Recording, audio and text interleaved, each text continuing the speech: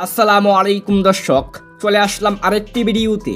পাকিস্তানের বিপক্ষে 5 ম্যাচ টি-20 সিরিজের আগে সংযুক্ত আরব আমিরাতের বিপক্ষে 2 ম্যাচের টি-20 সিরিজ চূড়ান্ত করে ফেলেছে বাংলাদেশ ক্রিকেট বোর্ড বিসিবি। আগামী 17 ও 19 মে দুইটি টি-20 ম্যাচ অনুষ্ঠিত হবে দুবাইয়ের মাটিতে।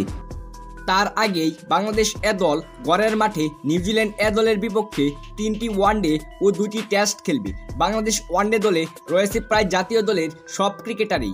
আগামীকাল সোমবার প্রথম ওয়ানডে ম্যাচটি অনুষ্ঠিত হবে নিউজিল্যান্ড এ দলের বিপক্ষে। চলুন দেখে নেই বাংলাদেশ দলের সম্ভাব্য একাদশ কেমন হবে। Number 1 Mohammad Naim Sheikh, opening batsman. Number 2 Enamul Haque Bijoy, opening batsman. Number 3 Saif Hasan, one down batsman. Number 4 Mahidul Islam Ankon, middle order batsman and wicket keeper. Number 5 Nurul Hasan Sohan, middle order batsman and wicket keeper. Number 6 Mosaddek Hossain Saikat, allrounder. Number 7 Shamim Hossain Patwari, allrounder.